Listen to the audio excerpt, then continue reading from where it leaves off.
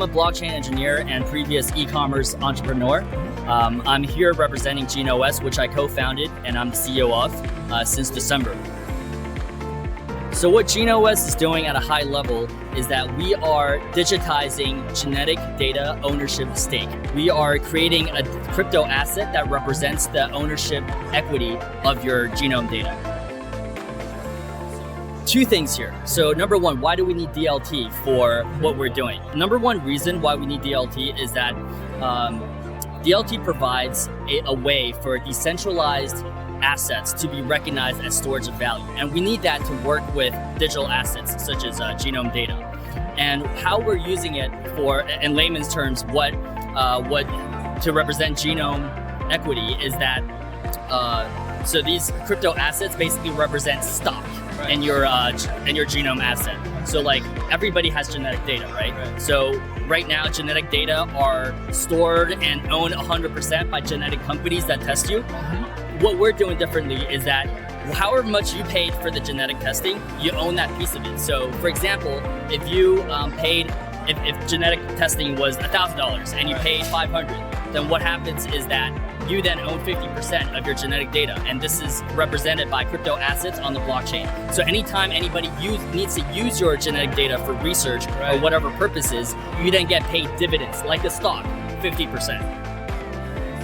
Data monetization has been talked about for a long time, and when blockchain came about, this is what people, were raving about, right? Like let's have data monetized, and we will have self-sovereignty. It's kind of difficult on a lot of other data. What's special about genome data is that we're still at this inflection point before this really becomes mainstream. There's not a whole lot of genome data out there right now, but in like 3 to 5 years, this is really going to proliferate. So this is the right time to be doing this. But everything right now for genotyping, genetics is still a relatively new field. 99.99% of our DNA, we don't understand. So most things are an estimation. But genotyping, it's such a small amount, a small portion of your genome data that if more research were to come about in the future, this data is not going to provide more insight. So I think in the next 3 to 5 years, everybody is going to move into whole genome sequencing.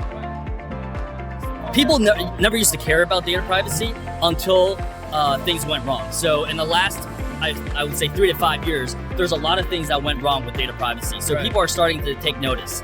Now for monetization, the first thing that comes to people's minds about genetic data monetization is that it can be used for research and drug development, and institutions will pay a lot of money for this kind of data.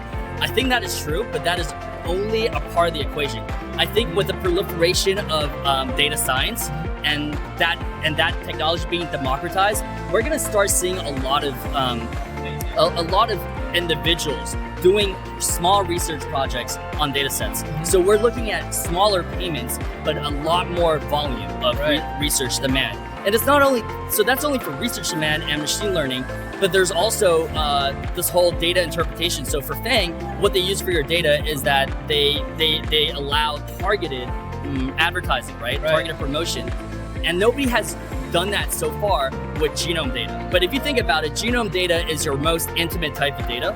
So what that means is in the foreseeable future, once we have enough of that data, we can have ad tech that focuses and targets specific like genetic types or specific medical conditions. And with blockchain and with privacy preserving technologies, we're able to have that happen, but still preserve the privacy and the ownership rights to the individual.